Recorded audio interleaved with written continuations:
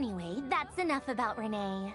Now, moving on to Alain Guillotin, the Lord Artificer. He managed to put a stop to the first storm whipped up by Renee. But after that, Alain lost his friends and family. To his credit, I suppose, the loss of his family and friends was purely a tragic accident.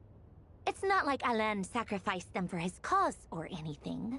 After that, the only thing supporting his work was the same dream that had dragged his closest friend down to the abyss. But although the desire to save Fontaine drove him to found the Fontaine Research Institute, Alain continued to reject any form of transcendental knowledge or power.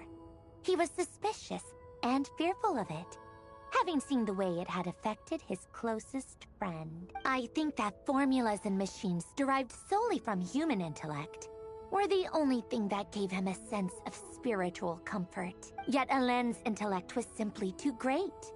It barely left him space to breathe in his lifetime. Once he realized that the end of his life was approaching, he found the Nazissenkreuz Institute needed someone, and a human being, to see its story through to the end. He quit working on his formulas, trading them in for the fairy tales that had played such a formative role in his childhood, but which he barely touched in his adult life. He told me that the director of the Nazissenkreuz Institute used to read those fairy tales to the children as bedtime stories. Sleep.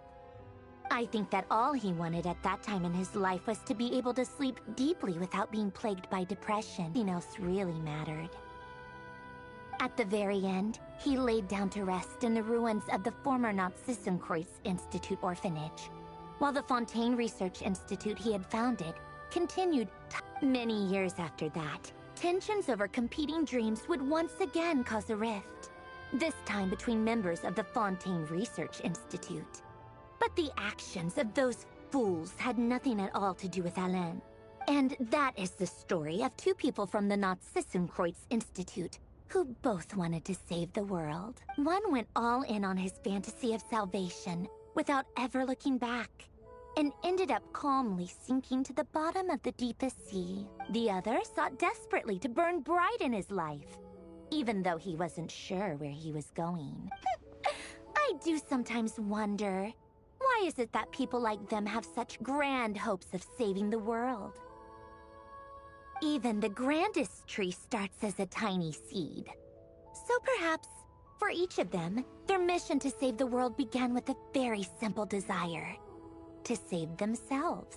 They were young children with friends and family who mattered to them, desires to explore the meaning of life, ambitions to have a successful career. They didn't want to see all of that taken away in one fell swoop.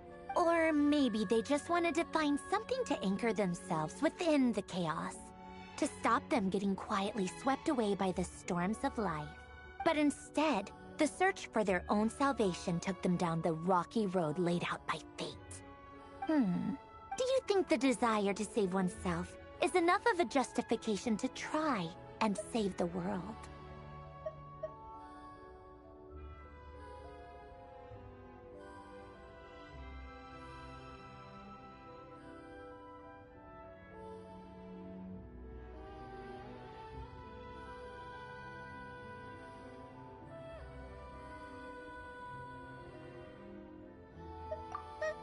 The way you said that sounded just like Alain. I asked him the same question back when he was in his prime, putting all of his energy into his work. He gave the exact same answer as you did. No elaboration, just a quick short answer before getting right back to his work. He was always that way. All right, tea time's over. I owe Arlecchino a favor for telling me these stories. I'll have to bring a whole sack of gifts the next time I visit the House of the Hearth. I'm gonna go tinker with Polonia now. You guys can do whatever you want, as long as it doesn't involve interrupting me. Polonia, exit hibernation mode. Begin diagnostics.